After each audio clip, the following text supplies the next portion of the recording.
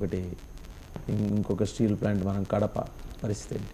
చాలా అన్యాయం అండి. ఇప్పుడు ఎక్కడ అన్యాయం అంటే వాళ్ళకి 4000 ఎకరాలు కావాలి, ఇప్పుడు అక్కడ 1100 ఎకరాలు కూడా లేదు.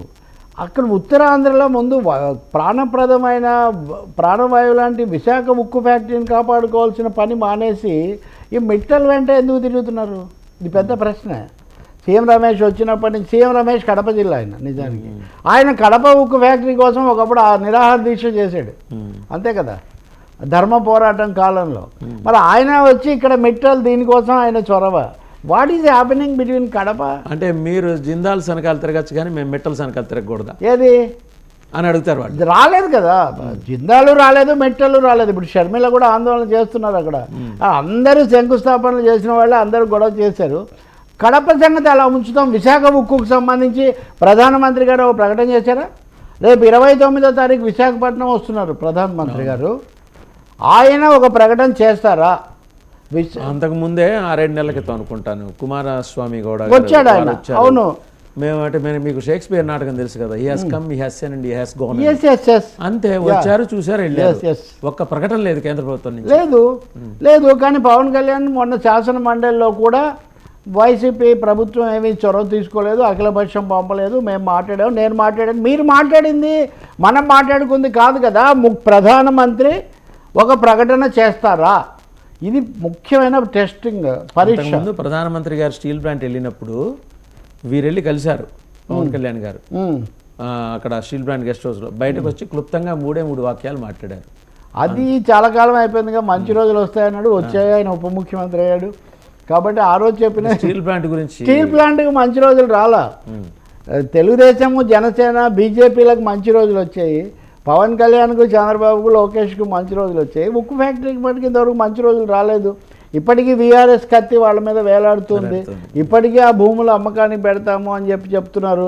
ఇప్పటికీ బ్లాస్ట్ ఫర్నేస్లు పూర్తిగా పనిచేయించారు. అమ్మకానికి ఎట్లా పెడతారు సార్? ఒకటి అంటే మౌలికమైన ప్రశ్న నాది. మీరు కార్మిక ఉద్యమాలని దగ్గర నుంచి చూసిన వారు, 6 కార్డులు ఇచ్చిన వాళ్ళ పరిస్థితి ఏంటండి? వాళ్ళని రిహాబిలిటేట్ చేయకుండా ఎలా అమ్మేస్తారు భూమి? అది కూడా చేయలేదు. వాళ్ళకి భూములు అవన్నీ ఇచ్చిన వాళ్ళ సంఖ్యలో వాళ్ళకి అసలు ఉద్యోగాలే ఇవ్వలేదు ఇన్ని సంవత్సరాల్లో. ఇప్పుడు దాన్ని అసలు ఎత్తేస్తాం అంటున్నారు. వాళ్ళు భూములు అందుకే ఇచ్చారు, అమ్ముకోవడానికి ఇవ్వలేదు కదా.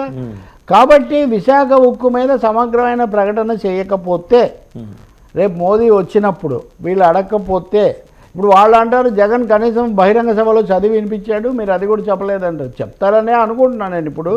కానీ ప్రధాని చెప్పాలి. చంద్రబాబు నాయుడు గారు, పవన్ కళ్యాణ్ గారు చెప్తే సంతోషమే, కానీ మోదీ నోట మేము విశాఖ ఉక్కును అమ్మము, అది మీదే, దాన్ని పూర్తి ప్రయోజనకరంగా నడుపుతామని చెప్తే తప్ప కుదరదు.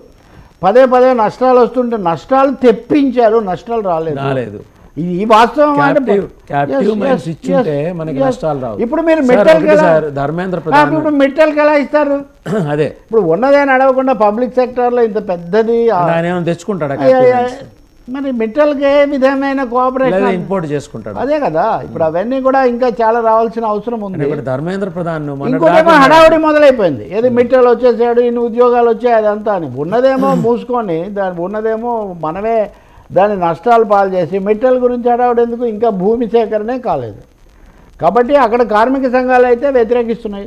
మీరు లెఫ్ట్ పార్టీస్ అన్నారు కాబట్టి మొన్న వాళ్ళు చెప్పారు, మేమైతే విశాఖ ఉక్కు తేల్చకుండా మిట్టల్ మీద జరగడానికి మేము వ్యతిరేకమని వాళ్ళు చెప్పారు. ఎలా ఇచ్చేస్తారు ఆ భూమి? వెరీ బేసిక్ క్వశ్చన్, ఎలా ఇచ్చేస్తారు? ఇవన్నీ కూడా ఉంటాయి కదా సార్. అది తప్పకుండా దాని మీద తీవ్రమైన ప్రశ్నలు ఉన్నాయి. మీరు ఇందాక అన్నట్టు కడప కూడా, రాయలసీమ కోణంలో కడప ఈజ్ వెరీ ఇంపార్టెంట్. అక్కడ ఎస్టాబ్లిష్ అవ్వాల్సిందే, అదే అవ్వాలి. దాని మీద మీరేం చెప్పట్లేదు. ఇవి రెండు చెప్పకుండా అసలు మిట్టల్ ఒకవైపునేమో చాలా ఇవి వచ్చాయని మీరు చెప్పుకుంటూ, రెండో వైపున ఇది చేస్తే మటుకు చాలా అసందర్భంగా ఉంది. దీన్ని చక్కదిద్దాల్సిన బాధ్యత చంద్రబాబు మీద ఉంది. స్వయంగా ప్రధాని వస్తున్నారు కాబట్టి, రాకపోతే మటుకు అది రాజకీయంగా నష్టదాయకం. Minister of steel has to come out with specific draft అండి. అంటే మామూలు భాషలో మాట్లాడుతున్నారండి, టెక్నికల్గా ఇప్పుడు పార్లమెంట్లో ప్రకటన చేయాలి కదా, విధానపరమైన ప్రకటన చేయాలి కదా ఆంధ్రప్రదేశ్ అవసరాలకు సంబంధించి. అప్పుడు గత ప్రభుత్వమే తీవ్ర నిరసన, కొత్త మార్పు వస్తుందా అంటున్నప్పుడు ఒకసారి వచ్చారు మోదీ గారు, మళ్ళీ ఇప్పుడు వచ్చారు. మధ్యలో మీరు ఆ ప్రభుత్వం మీద విమర్శలు కూడా చేశారు, మీతోనే ఉన్నారు వాళ్ళు, అయినా కానీ చేశారు. ఇప్పుడు ఏం చేస్తారు చెప్పండి అజెండా? మిమ్మల్ని అంత బ్రహ్మాండంగా గెలిపించినందుకు ఆంధ్రప్రదేశ్కు మీరు ఏం చేస్తున్నారు? సీఎం రమేష్ గారి ఇంట్రెస్ట్ ఏదైనా ఉందేమో, జగన్ గారికి జంధ్యాల మీద ఇంట్రెస్ట్ ఉన్నట్టు సీఎం రమేష్ గారికి ఇంకా సందేహం ఏం లేదు. ఎందుకంటే సీఎం రమేష్ ఫోకస్ దీని మీద పెట్టకుండా దాని మీద ఎందుకు పెడుతున్నాడు? మాట్లాడితే మిట్టాలి అని. What is interest? ఫస్ట్ ఆయన మాట్లాడాల్సిందే ఆయన గెలిచిన ప్రాంతం నుంచి తరఫున మాట్లాడాలి. అనకాపల్లి అంతే కదా. పక్కనే విశాఖపట్నం స్టీల్ ప్లాంట్ ఉంది, దాదాపు అది వదిలేసి ఇప్పుడు మనము స్టీల్ ప్లాంట్కి పోవాలంటే కూడా అనకాపల్లిలో దిగుతాం, అక్కడి నుంచి ఖచ్చితంగా దగ్గరగా అక్కడి నుంచి చాలా ఉంటుంది. దగ్గర 15 కిలోమీటర్లు అంతే. అటువంటిది బాధ్యత దాన్ని దాటేసి చేయటం చాలా అన్యాయం. కాబట్టి మిట్టల్ సంగతి తేల్చాలి. పైగా మిట్టల్కు ఇంకా చాలా సమయం పడుతుంది. చెప్తున్నా కదా, 4000 ఎకరాలు కావాలంటుంటే 1000 ఎకరాలే ఇప్పుడు అందుబాటులో ఉంది. అది మళ్ళీ భూసేకరణ సమస్య కూడా వస్తున్నది అక్కడ. డెఫినెట్గా right sir, thank you Telakapalli Rao garu, thank you.